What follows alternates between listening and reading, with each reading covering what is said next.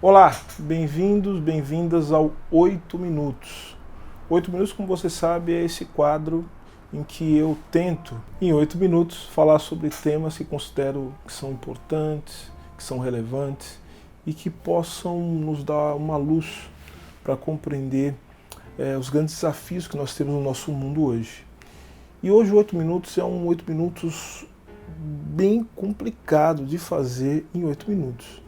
Mas eu vou tentar. Por isso eu me preparei aqui para falar de algumas informações que eu acho que são informações essenciais. Antes de eu continuar, eu queria te fazer um pedido para você se inscrever no canal, apertar o sininho para receber as notificações, curtir, comentar, compartilhar. É muito importante isso para que a gente possa continuar fazendo esse trabalho e para que a gente possa construir juntos o que eu tenho chamado aqui de uma comunidade de conhecimento. O tema de hoje é Revoluções Atlânticas. Eu sei. Você deve estar olhando para o vídeo e falando assim, como é possível que isso seja feito em 8 minutos? Eu também estou fazendo a mesma pergunta. Mas já que a gente se propôs esse desafio, o que eu vou fazer? Eu vou falar de alguns contornos fundamentais das revoluções atlânticas, falar da importância que tem. A partir de então, a gente pode começar em vídeos posteriores. Eu sei também que você pode se interessar. Eu vou deixar algumas indicações bibliográficas que depois vão constar também na descrição do vídeo. A gente pode depois falar de cada uma das revoluções atlânticas, dada a importância que tem para a compreensão do nosso mundo. Vamos começar? Então, 8 minutos.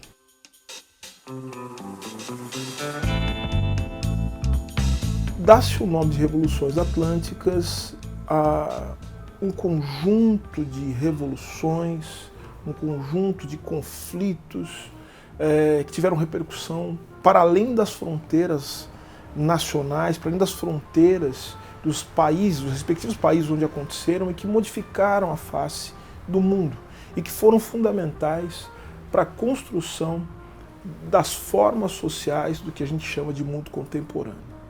As revoluções atlânticas, portanto, elas redefiniram a ordem social, a ordem política, a ordem econômica do nosso mundo.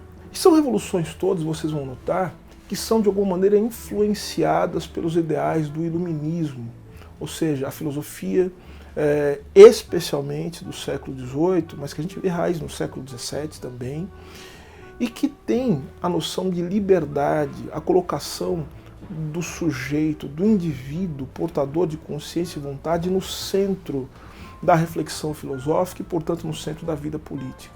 A ideia de liberdade, portanto, ela é reconfigurada. A ideia, portanto, que essas revoluções e a própria ideia de revolução é uma ideia que tem raízes em um termo da astronomia, né? A ideia de revolução, a ideia de que o movimento de um astro destrói tudo aquilo que está ao seu redor, está inserido na ideia de revolução. Ou seja, a ideia de revolução é a ideia de uma transformação radical e de uma destruição das antigas formas para que surjam novas formas de sociabilidade, novas formas de construção da vida. E as revoluções atlânticas, elas representaram isso. Qual a importância das revoluções atlânticas? Porque elas marcam justamente a passagem daquilo que a gente chama de modernidade para a contemporaneidade.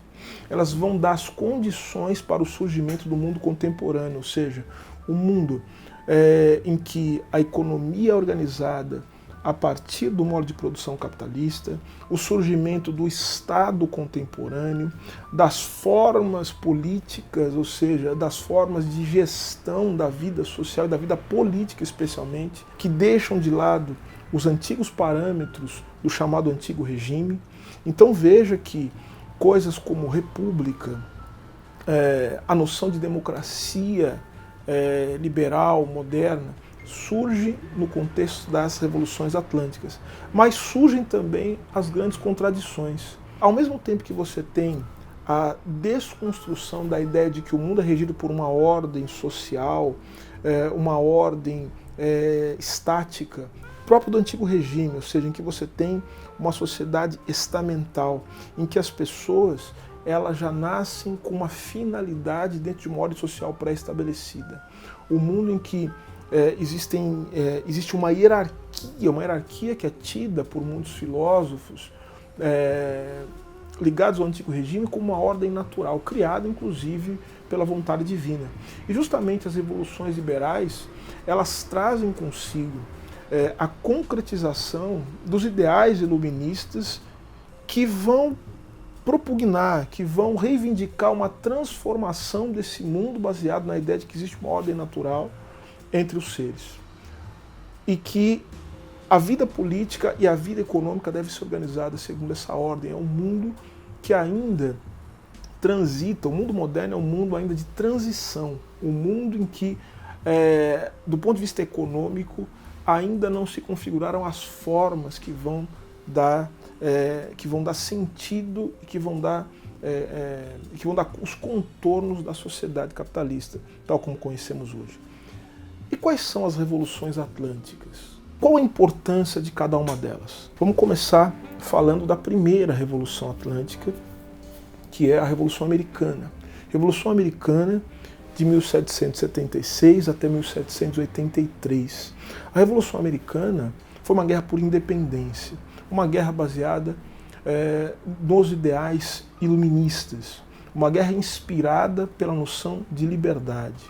Aliás, a noção de liberdade vai ser fundamental para se entender o que está em jogo nessas revoluções atlânticas, que também muitos vão chamar de revoluções liberais, justamente porque tem a noção da liberdade, do indivíduo, e a construção de uma sociedade que gira em torno do indivíduo, dos seus interesses e da sua proteção como um dado da vida contemporânea. Então veja que a Revolução Americana também ela vai ser influenciada por essa noção de liberdade. Primeiro a libertação do domínio inglês e depois uma liberdade que deve se espraiar também pelas instituições da vida política. Então a Revolução Americana é importante por várias coisas, né? Primeiro porque ela traz uma noção de constitucionalismo, a ideia do rule of law, a ideia da legalidade que tem como base uma Constituição escrita. A Constituição americana, a Constituição de 1787, em vigor até hoje, com as várias emendas que teve, é a Constituição que traz, portanto, os primeiros, as primeiras consolidações de uma Constituição escrita, de uma Constituição formal, nos moldes liberais, pautada pelos ideais iluministas. E, portanto, essa importância. Mas há mais do que isso. Nós temos aqui a Declaração dos Direitos do Homem, o famigerado Colégio Eleitoral, que tanta confusão tem dado, e que muitos vão ver o Colégio Eleitoral, que é essa forma dos americanos, ou dos estadunidenses também, como são chamados, de elegerem o seu presidente. O Colégio Eleitoral, muitos autores vão ler como uma forma de perpetuar também certas elites, e elites escravistas no poder do Estado. Então, a ideia do voto, enfim, tudo isso é o resultado também da Revolução Americana, uma revolução que teve grande participação popular. Eu recomendaria, para aqueles que se interessam, primeiro uma leitura que é uma leitura clássica sobre isso, porque são documentos que foram feitos, o que a gente pode chamar do calor da hora, foram escritos por pessoas que participaram, são textos escritos por pessoas que participaram diretamente dos eventos revolucionários, que é o Federalist Papers, ou o Federalista, escrito por políticos, por autores que participaram diretamente não só da Revolução, mas que também depois foram fundamentais para a construção do aparelho institucional dos Estados Unidos vigente até hoje. Então recomendo. O outro livro que eu recomendo também é o livro A Revolução Americana, de Gordon S. Wood. Gordon S. Wood. Como eu falei, vou deixar na descrição aqui. É um livro também de um autor que é considerado talvez o maior estudioso da Revolução Americana. Então, primeira revolução, Revolução Americana. Vamos falar da segunda, Revolução Atlântica? Segunda revolução, Revolução Francesa. A Revolução Francesa é tida como a mais significativa das revoluções atlânticas.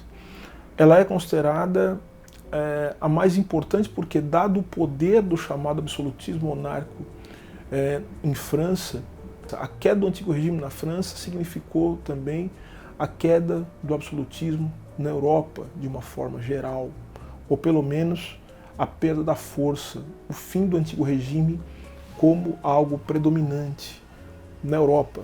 Ela ultrapassa até mesmo as suas significações, que eu diria propriamente históricas. Ela se colocou, né, se miscuiu no imaginário popular de uma forma muito, muito importante. Há várias coisas na Revolução Francesa, e eu vou até ser redundante, que são de fato revolucionárias. Um exemplo, a criação do jornal, da ideia de jornal, do diário, da imprensa, a ideia da liberdade, da igualdade e também somada à fraternidade, ou seja, colocando a igualdade nessa equação do liberalismo político. Então essa é uma forma de absorção dos ideais iluministas de maneira muito singular, próprio também dos eventos da Revolução Francesa. A Revolução Francesa também é responsável também por transformações bastante significativas no direito. Quando eu falei da Revolução Americana, é importante dizer o seguinte: as duas primeiras grandes repúblicas, no sentido moderno, porque tem uma república no sentido antigo, a gente pode falar de república no momento apropriado, mas vejam só, a ideia do republicanismo como forma de governo surge no contexto da Revolução Americana. E depois eu tenho um republicanismo francês também, portanto, eu tenho aqui no contexto das revoluções atlânticas as duas primeiras grandes repúblicas modernas estruturadas, né? O presidencialismo também é uma criação da Revolução Americana. Então vejo a importância das revoluções, ou seja, agora a francesa ela vai colocar no nosso imaginário social e político a ideia da transformação social e criação, por exemplo, de um direito a partir de uma formulação completamente nova, como a gente costuma dizer, né, nas formulações jurídicas em latim, um direito ab ovo, não é um direito da tradição, não é voltar-se ao passado para compreender a ordem social e assim transformar em regra jurídica, não. É um direito que nasce a partir da razão, a partir da decisão dos cidadãos. Então vejam as inovações imensas, gigantescas da Revolução Francesa, que muitos consideram como sendo um marco, né? O início da contemporaneidade. A Revolução Francesa, muitos historiadores vão dizer que marca o fim do mundo moderno e o início do mundo contemporâneo. Quem que eu recomendaria para uma leitura da Revolução Francesa? Olha, isso é uma grande confusão. Isso inclusive merece um vídeo, hein? Porque as leituras sobre a Revolução Francesa são inúmeras.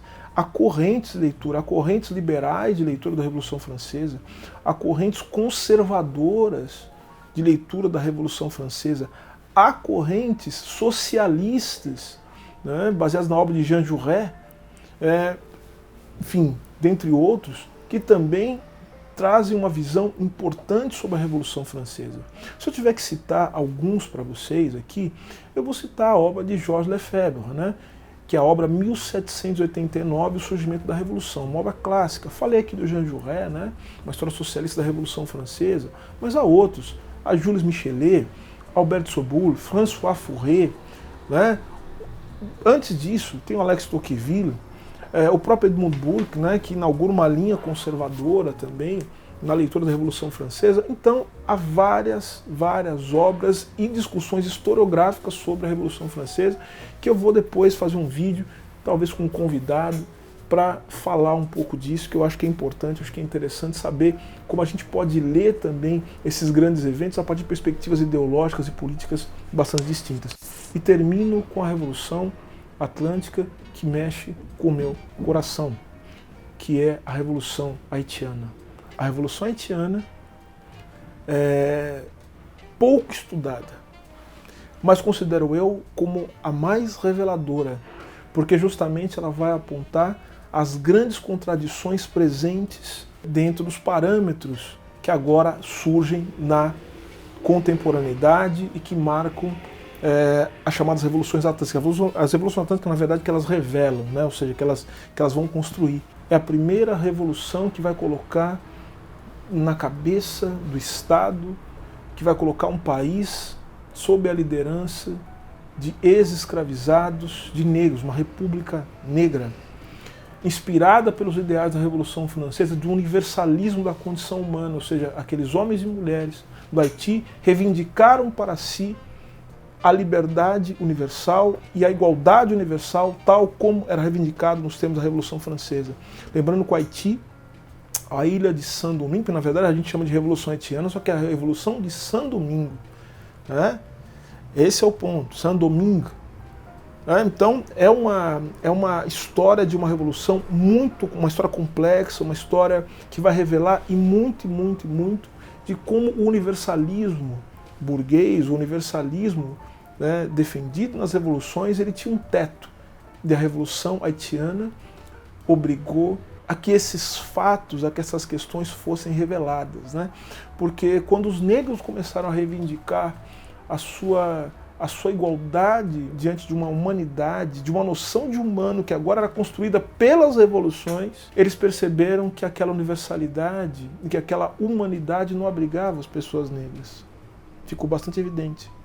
Que a noção de república como o governo dos comuns não abrigava os negros como sendo os comuns, de tal sorte que na Revolução Americana é uma revolução que foi feita por senhores de escravos e que instalou uma república onde a escravidão ela existiu até o ano de 1861.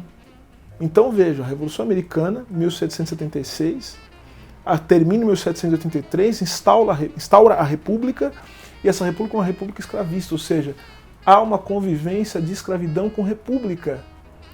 E os haitianos, com base na Revolução Francesa, reivindicaram uma república que de fato não comportasse essa contradição. E o que eles receberam? Eles receberam o ódio do mundo, eles receberam a destruição. O Haiti até hoje paga pela sua ousadia, até hoje o povo haitiano, o bravo povo haitiano, que deve ser louvado, respeitado pela sua história de coragem, que nos deu uma lição a todos nós do mundo, até hoje paga pela sua ousadia. O Haiti, ele sempre esteve nos maiores pesadelos de todas as elites brancas do mundo inteiro. Os americanos ficaram chocados quando viram os eventos da Revolução Haitiana, e há uma série de discussões a respeito disso, né, na literatura, na história, na historiografia, a respeito da relação dos Estados Unidos com o Haiti. E mais ainda, assombrou e muitas elites brasileiras que configuraram um estado violentíssimo de morte e destruição dos negros, um estado contra os negros para lidar com o medo frequente do Haiti, dado o número de pessoas negras que foram escravizadas e trazidas para o Brasil. Até hoje o Haiti, eu diria que assombra as elites brasileiras e assombra também o Estado brasileiro, como eu já disse, se organizou para lidar com o potencial transformador e revolucionário que os negros demonstraram ter no Haiti. Olha, tem bastante coisa para ler sobre o Haiti. O grande líder da Revolução Haitiana, Toussaint Louverture, né, considerado o jacobino negro, também uma grande inspiração. Se eu tiver que recomendar uma leitura, dentre as várias boas leituras, né, que tem sobre o Haiti, eu recomendaria Os Jacobinos Negros, livro que conta a história da Revolução de uma maneira magistral, um grande clássico sobre a Revolução Haitiana. Então é isso, gente, 8 minutos. Olha, sinceramente, eu duvido que fique com 8 minutos, mas se eu conseguir, ótimo. Se eu não conseguir, a gente vai tentando até a hora que der. Mas o mais importante é que você possa me acompanhar, que a gente possa fazer essas leituras juntos, refletir. Quero saber o que você achou. O que você achou? Você achou que as revoluções atlânticas merecem essa relevância? Acho que merecem. Mas qual a sua opinião, né? Uma opinião embasada, obviamente. A gente precisa ter base, né? A gente precisa buscar o conhecimento, a gente precisa se defrontar com as fontes, a gente precisa discutir. E a gente está aqui para isso, a gente está aqui para aprender juntos. Você acha difícil esses livros? Então vamos juntos, vamos tentar desenrolar isso. Porque é fundamental que a gente conheça. A gente quer um mundo transformado, um mundo melhor, a gente precisa entrar nessas discussões. A gente não pode se intimidar, como não se intimidaram aqueles que propuseram a transformação do mundo. A gente não pode se intimidar diante do conhecimento, porque o conhecimento ele é fundamental para que a gente possa fazer a revolução, para que a gente possa fazer as grandes transformações. Então quero te agradecer por ter ficado comigo nesses 8 minutos, quem sabe, mas quero te agradecer muito. Espero que você tenha pensado também e visto, né, como diz o filósofo, né, o que eu vou fazer com essa tal liberdade, né? Ou seja, esse é o grande drama das revoluções atlânticas, né? Ou seja, o mundo foi liberado, todo mundo livre, solto, solteiro, para vender sua força de trabalho. Mas e agora? O que a gente construiu a partir disso? O que a gente pode construir a partir das grandes transformações? Fica o meu abraço, fica o meu agradecimento. A gente se vê no próximo 8 minutos. Até mais.